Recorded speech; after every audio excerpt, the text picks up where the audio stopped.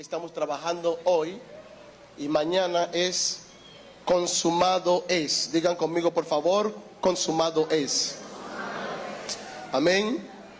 Y recientemente le decía a la iglesia que cuando se nos presentó a nosotros esta oportunidad de Dios de empezar a trabajar en lo que es el nuevo pacto, llegó un momento que le dije a mi esposa, ya yo no sé predicar. Yo sé que solamente me ha pasado a mí, pero llegó un momento que yo dije, bueno, ya se acabó esto. Ya yo no sé qué decir, pero mentira, nunca supimos predicar. Nunca. Siempre quien lo hace a través de nosotros es la persona del Espíritu Santo. Amén. Y Él nos reta a ser obediente a lo que Él está hablando hoy. Yo quiero invitarles, para hacer buen uso del tiempo, a acompañarme, si son tan amables, en Colosenses capítulo 2, Colosenses capítulo 2, versículo 9 al 17. Vamos a leer unos cuantos versículos. Colosenses capítulo 2, versículo 9 al 17. Yo tengo como asignación, como subtema, hablarles sobre lo consumado en la cruz. Amén. Leemos la palabra de Dios en el nombre de Cristo Jesús. Porque en Él habita corporalmente toda la plenitud de la deidad, y vosotros estáis completos en Él, que es la cabeza de todo principado y potestad. En Él también fuisteis circuncidados con circuncisión no hecha a mano, al echar de vosotros el cuerpo pecaminoso carnal en la circuncisión de Cristo, sepultados con Él en el bautismo, en el cual fuisteis también resucitados con Él mediante la fe en el poder de Dios que le levantó de los muertos. Y a vosotros, estando muertos en pecados y en la incircuncisión de vuestra carne, os dio vida juntamente con Él, perdonándoos todos los pecados, anulando el acta de los decretos que había contra nosotros, que nos era contraria, quitándola de en medio y clavándola en la cruz, y despojando a los principados y a las potestades, los exhibió públicamente, triunfando sobre ellos en la cruz. Por tanto, nadie os juzgue en comida o en bebida, o en cuanto a días de fiesta, luna nueva o días de reposo. Todo el cuerpo es sombra de lo que ha de venir, pero el cuerpo es de Cristo. Bendecimos el nombre del Señor. Amén. A modo de introducción al tema que se está trabajando en esta convocatoria, consumado es, todos nosotros como iglesia hemos estado expuestos a las enseñanzas, hemos leído las escrituras y todos conocemos que en el proceso final de lo que es la cruz, la crucifixión de Cristo, Él exclamó, Él dijo 7 palabras. Dentro de estas 7 palabras hay una que resaltó, que es la 6ª palabra, donde Él dijo, consumado es. Cuando Él dijo consumado es, en este momento fue un grito, Él gritó y Él dijo que todo había sido hecho, todo había sido realizado. No es casualidad que dentro de las 7 palabras de Cristo, la 6ª es la que involucra al hombre, que involucra una obra culminada. El número 6 en la numerología bíblica es el número del hombre. Así que en este número, en esta exclamación, Jesús gritó y Él dijo, ya he tenido la victoria. Ya todo está realizado. Ahora bien, ¿qué fue lo que se realizó? qué fue lo que Jesús conquistó para nosotros. Si observamos las Escrituras, podemos ver que hay un momento determinado donde que Jesús se vio ya visualizando lo que habría de venir. Le dijo al Señor: Padre, si es posible, pasa de mí esta copa, mas no se haga mi voluntad, sino la tuya. Créanme que Jesús, siendo omnisapiente, él sabía la magnitud del sacrificio que tenía que hacer para rescatarte a ti y para rescatarme a mí. Consumado es un grito de victoria y de haber llevado a cabo el plan que la Trinidad se había propuesto desde la eternidad. Todo lo que ocurrió, todo lo que Jesús hizo, forma parte de un plan estratégico bien diseñado por el arquitecto de nuestra existencia. En un tiempo fuera de la comprensión y la sabiduría humana, la Trinidad se reunió, y en esta reunión ellos visualizaron lo que es la creación del mundo, visualizaron lo que es la creación del hombre. También previsualizaron la caída de Adán y de Eva.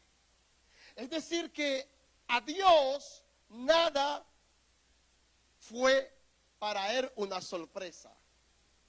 Él visualizó todo, vio la caída de Adán y Eva. Y asimismo se diseñó en la eternidad un plan estratégico de redención del hombre. Y quien se ofreció para ejecutar ese plan fue Cristo. Él dijo: yo iré y yo lo voy a rescatar a ellos. Amén. Así que en este plan, tanto ese plan eterno que no nació en Belén, nació desde la eternidad. Y eso podemos observarlo, que tanto Pedro en su carta como el apóstol Juan en Apocalipsis hablan de cómo fue el diseño de este plan.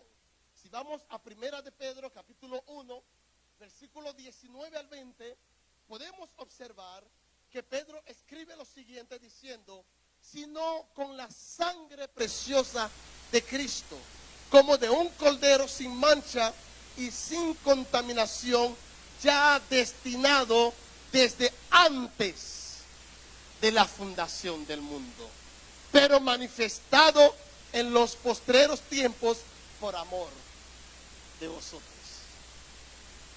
Y Juan también edificó sobre este mismo particular cuando escribió en Apocalipsis 13:8 y dijo: y la adoraron todos los moradores de la tierra cuyos nombres no estaban escritos en el libro de la vida del Cordero que fue inmolado desde el principio del mundo.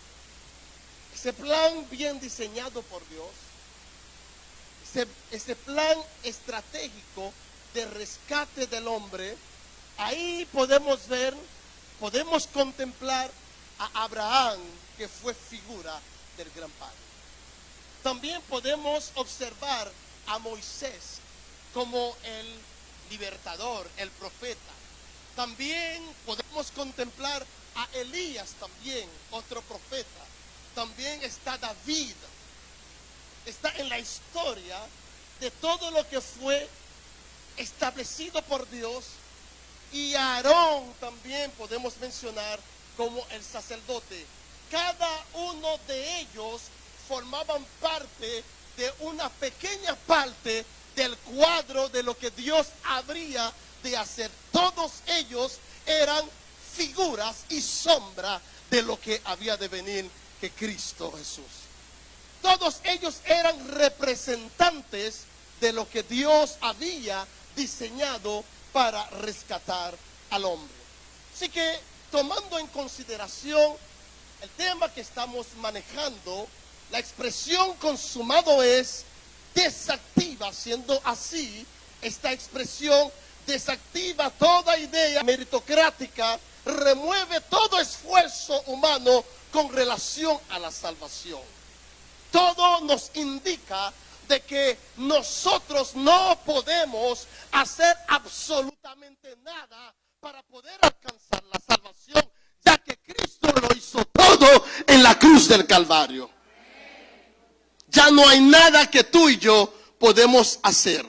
La expresión usada para consumado es la expresión griega que es tetelestai. La gran mayoría conocen de esta palabra. Esta expresión se aplicaba en la antigüedad con diversas connotaciones.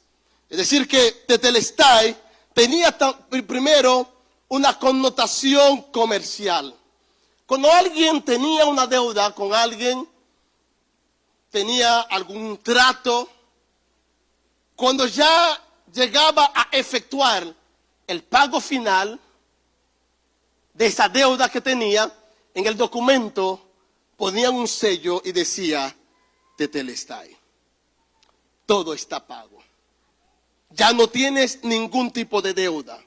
También cuando un esclavo había recibido de parte de su amo una asignación de un trabajo, ese esclavo tenía que diligentemente verificar el trabajo y asegurarse de que todo estaba perfecto. Y al finalizar el trabajo, él decía a su amo, tetelestai.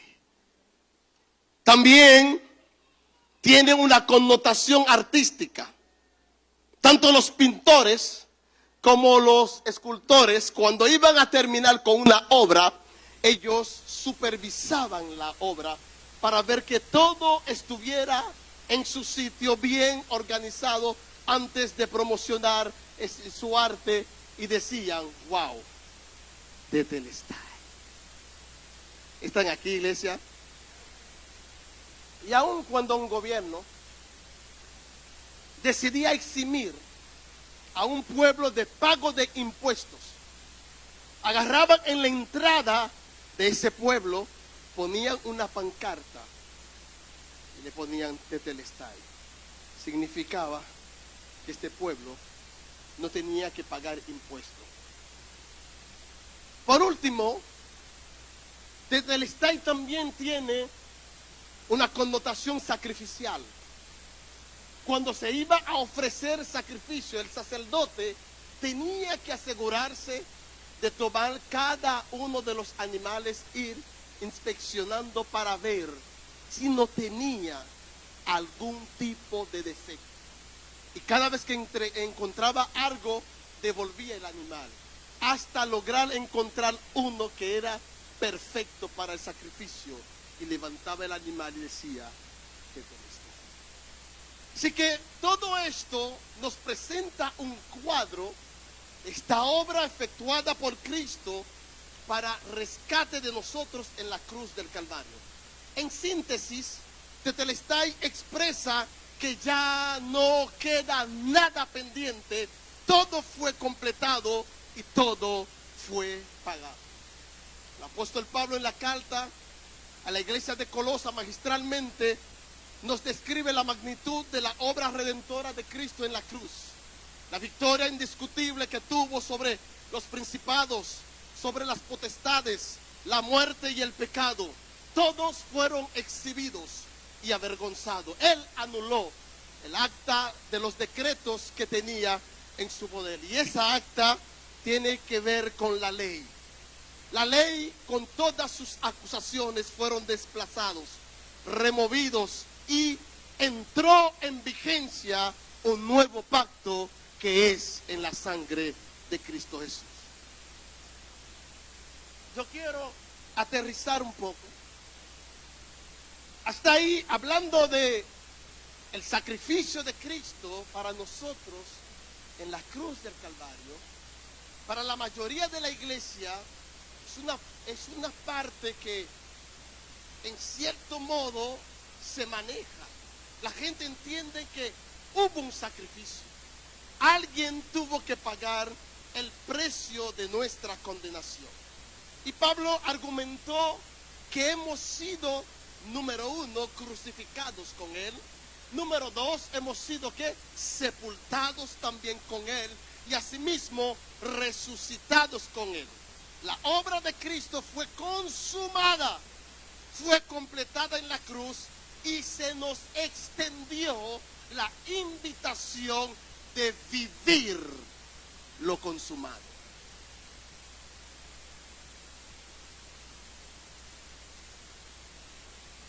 Cristo no hizo el sacrificio y decir, tetelestai, todo está consumado, todo está realizado para entregarnos a nosotros un ritual. Sino fue una invitación de Él para nosotros entrar y vivir lo consumado. Por favor, yo quiero que me entiendan algo. El problema que tenemos como iglesia es que la religión ha secuestrado el entendimiento de muchas personas y nos ha hecho entender que todavía debemos de estar en la cruz. Y hay muchas personas que están militando en la cruz y aún no han logrado descender de la cruz. No me malinterpreten, por favor. Yo entiendo que la cruz es un instrumento que usó Dios para llevar a cabo la obra final de rescate del hombre. Es el símbolo emblemático de nuestra fe, de la victoria de Cristo para la humanidad. Pero no es la meta final, sino el inicio de un nuevo pacto en la sangre de Cristo. La falta de entendimiento de esta realidad nos ha llevado a cantar, escuchen bien, por mucho tiempo, en el monte Calvario estaba una cruz, emblema de afrenta y cruz. Mas yo amo esa cruz, no murió mi Jesús por salvar almas mías. Hoy por siempre. El problema mío que yo tengo es que yo no puedo amar la cruz. Yo no debo amar a la cruz, porque la cruz es un instrumento romano para avergonzar, para ejecutar a los delincuentes, a los peores. Al único que le debo amor, devoción y lealtad es a Cristo, que es el ejecutor. No debo amar a la cruz. No puedo amar a la cruz. Yo debo amar a Cristo. Y eso desmonta por mucho tiempo hemos estado haciendo.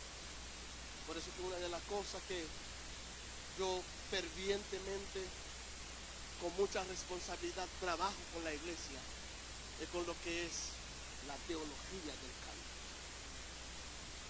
De las cosas que nosotros predicamos aquí, la gente al salir de ahí se le olvida, pero de repente tú cantas algo y se te queda ahí grabado.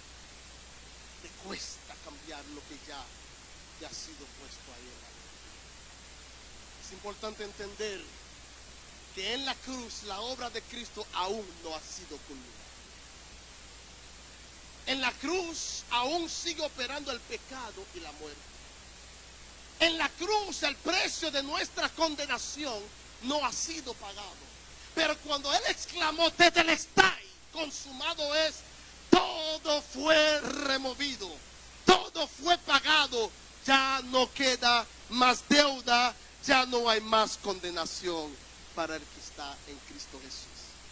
Así que tomando en cuenta Colosenses capítulo 2, 9, dice el apóstol Pablo, porque en Él habita corporalmente toda la plenitud de la deidad, y vosotros estáis completos en Él.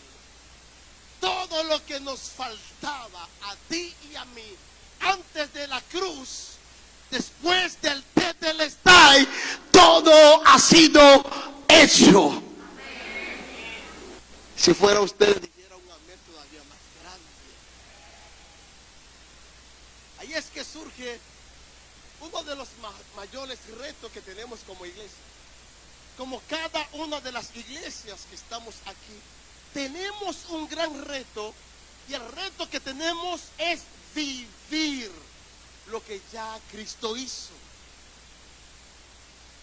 No hacemos nada en idolatrar la cruz y ni siquiera disfrutar lo que ya tenemos. Ya todo está hecho. Así que yo quiero concluir con dos puntos muy relevantes que nos ayuda a vivir lo consumado. El primer punto que quiero presentarle a ustedes es la practicidad de la piedad. Vivir lo que fue consumado demanda y exige de nuestra parte la practicidad de la piedad. En 1 Timoteo capítulo 3 versículo 16, el apóstol Pablo a su hijo Timoteo, aquel que estaba militando, pastoreando una iglesia en Éfeso, el apóstol Pablo le escribió ahí, le dijo: indiscutiblemente grande es el misterio de la piedad. Dios fue manifestado en carne, justificado en el Espíritu, visto de los ángeles, predicado a los gentiles, creído en el mundo, recibido en gloria. Esta es una declaración racional de nuestra fe cristiana que debería ser para Timoteo y su iglesia. Era mucho más que una simple declaración, era también un himno, era una canción. Le hablé recientemente sobre la teología del canto, el efecto que tiene. Pues para ellos, este canto tenía que ser cantado allá en la iglesia, ese himno, porque eso permitía a ellos poder lidiar con la persecución de Nerón. Asimismo, como en Éfeso había un templo, el templo de la diosa Diana, que tenían muchas columnas, y esas columnas sostenían el techo. Asimismo, esta verdad que tenemos aquí, Timoteo y la iglesia tenía el deber, la obligación de defender como columna esa verdad tan importante. Así que desde un punto de vista humano, piedad es una virtud que inspira por el amor a Dios, es tener devoción por las cosas santas y por el amor al prójimo, es también ejercer actos de amor y compasión. Así que dentro de la ejecución o la practicidad de la piedad, el primer factor de la piedad es tener un profundo respeto por lo sagrado.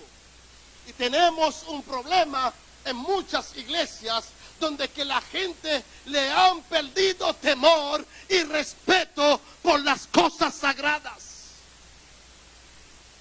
El fracaso de los hijos de Aarón, el fracaso de Usa, el fracaso de los hijos de Elí, era que ellos habían perdido respeto y temor por lo sagrado. Y la iglesia tiene que volver a recuperar el temor por las cosas santas. Aleluya. El segundo factor de la piedad es que la piedad es expresar a Cristo en los ambientes domésticos. Es por eso que en 1 Timoteo 3:16, que es un punto divisorio entre lo quehacer ministerial y los quehaceres personales. Dicho eso, quiero compartir con ustedes brevemente algo que me sucedió muy recientemente. Para nosotros es muy fácil ser cristianos y ser ministros y hacer obras, ¿verdad? Identificarnos con necesidades de las personas mientras que estamos en presencia de alguien o en la iglesia. Recientemente por ejemplo, tenemos negocios de comida allá en Samaná y mi esposa es muy dadivosa. Y recuerdo que en uno de nuestros negocios que tenemos, la gente cuando me veían seguían caminando, porque yo soy más administrativo que Wanda. Wanda es muy amor, mucho amor. Entonces la gente en ocasiones van caminando y de repente ven a Wanda y se devuelven de una vez, tenían una necesidad. Y Wanda me miraba y me acechaba para meter mano en la caja y darle a la gente. Yo la miraba y yo le dije, tú vas a aprender. Entonces luego se abrió otra sucursal y Wanda está al frente, ya tú sabes, todos los días hay un sangre, son 4, 5, 6, 7 personas. Todos los días. Y así la cosa lo vamos manejando, pero yo estando en el restaurante arriba en un segundo nivel, la gente no subían ahí como gente con necesidades. No, recientemente hicimos una remodelación, decidimos cerrar el restaurante por algunas cosas que Dios ha venido hablando con nosotros y unificamos todo en un solo lugar. Y yo estoy al frente de la administración del negocio y empiezo a experimentar estas visitas. 1, 2, 3, 4, 5.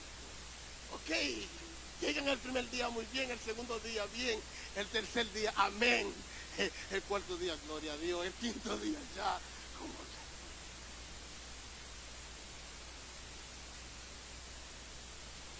que. Y recuerdo que muy recientemente llegó uno y me dijo a mí, dame algo de comer. Y le dije a la muchacha, dale algo de comer. Pero Dios me hizo entender que debemos de cuidarnos de nuestro círculo de influencia. En ocasiones el comentario de alguien puede dañar el negocio. En ese momento una de las empleadas me dijo, bueno, si fuera yo, ese no comería hoy, porque todos los días, pero estoy suave. Como que influenció algo en mí. Pero estando sentado, cuando él me pidió algo de comer, el Espíritu Santo puso en mi corazón darle la comida.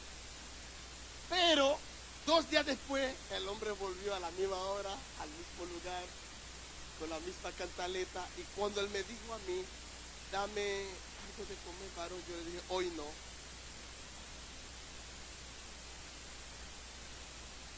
En ese momento el Espíritu Santo me confrontó. Me dijo a mí, yo te he puesto en este lugar para que tú seas bendición para él. Cuantas veces él tiene necesidad de comer, dale.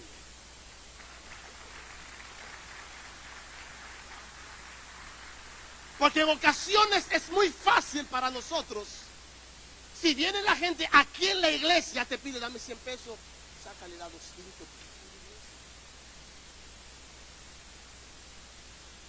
Pero, ¿qué clase de luz somos en la empresa donde trabajamos?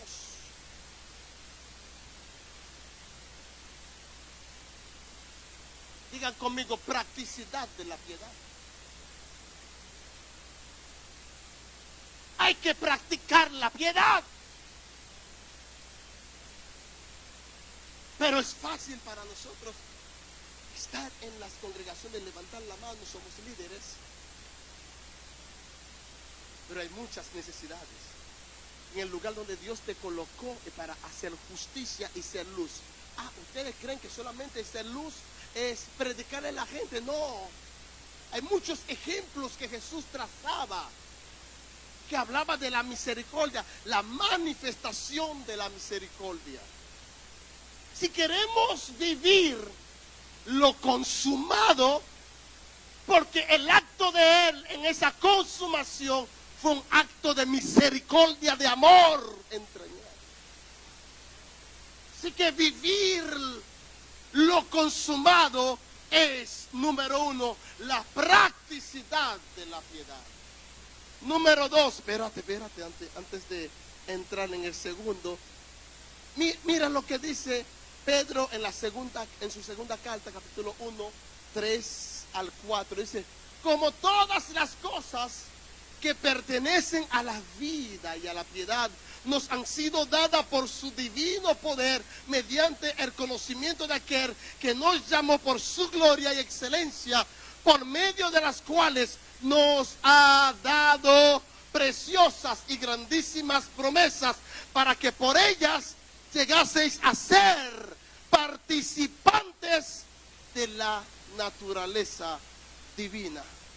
Es decir, que de la única forma que nosotros podemos vivir lo consumado es cuando nosotros operamos en la naturaleza de aquel que nos llama.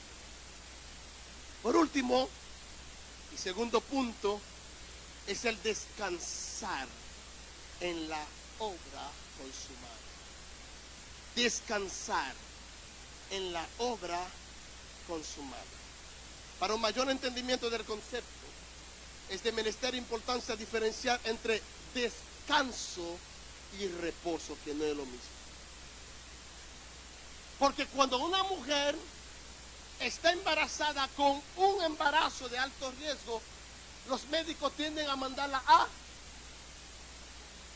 Ella está en reposo, pero todo su ser está trabajando, su mente está ocupada. Y dicen las escrituras, escuchen bien, dicen las escrituras, y acabó Dios, Génesis 2:2, y acabó Dios en el día séptimo la obra que hizo y reposó. El día séptimo de toda la obra que hizo. Ahí la palabra reposo no expresa inactividad. No expresa inactividad laboral. Aunque reposó él de sus obras, él sigue trabajando. En Juan 5:17 Jesús les respondió y dijo, mi Padre hasta ahora trabaja y yo trabajo. Así que el reposo, ¿qué hace?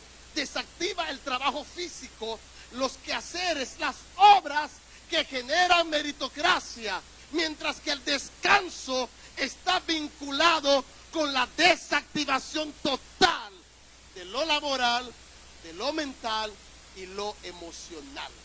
Por lo tanto, esto significa que tú puedes estar reposando y no descansando.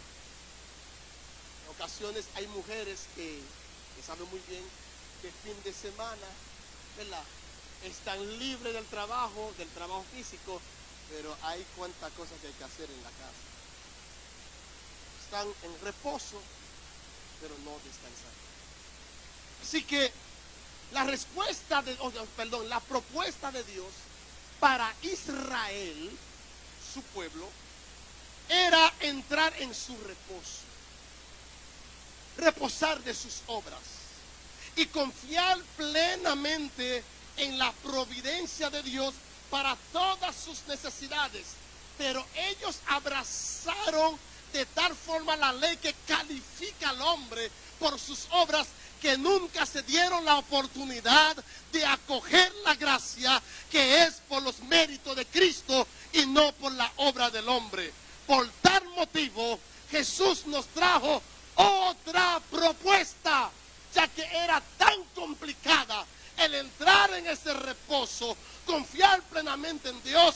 Jesús trajo una nueva oportunidad para nosotros. Mateo capítulo 11, versículo 28 al 29 dice, venid a mí todos los que estáis trabajados y cargados, y yo os haré descansar. Llevad mi yugo sobre vosotros y aprended de mí, que soy manso y humilde de corazón, y hallaréis descanso para vuestras almas. No es un descanso físico, es un descanso que desactiva todo lo que nosotros creemos que podemos hacer por nuestra fuerza. El descanso baja el breaker de todas las actividades mentales y físicas. El Espíritu Santo muy recientemente me ministró antes de celebrar nuestro 7º aniversario. Me hizo entender que yo iba a entrar. Yo entendí que no solamente se trataba de mí, sino que también la congregación íbamos a entrar en un tiempo de descanso. Y automáticamente que ministró esto en mi corazón, yo abracé la palabra que él me dio y luego me hizo entender que para entrar en este nuevo año, en su descanso, hay cosas que iba a tener que dejar. Hay pérdidas que iba a tener que experimentar. Hay momentos en que tú tienes que experimentar pérdidas para poder entrar en ese descanso que es tan necesaria para poder fluir en lo que Dios te ha llamado. Si bien es cierto que queremos ser ministros competentes de este nuevo pacto, debemos y necesitamos entrar en ese descanso del Señor, confiar plenamente en Él.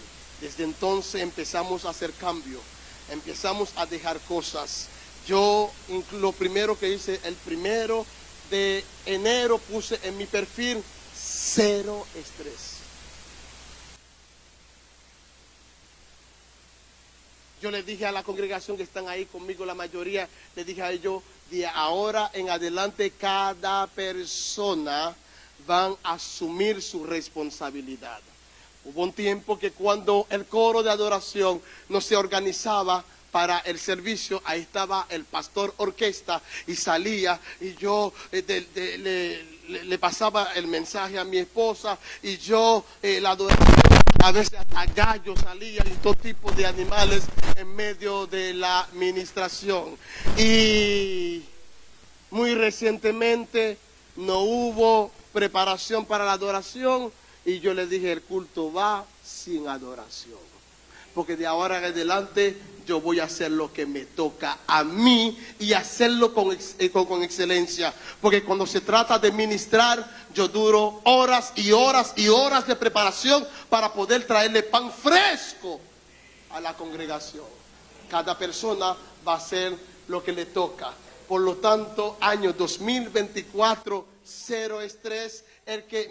La empresa no me va a generar estrés, la familia no me va a generar estrés, el ministerio no me va a generar estrés, y como Cristo no genera estrés, me voy con Cristo.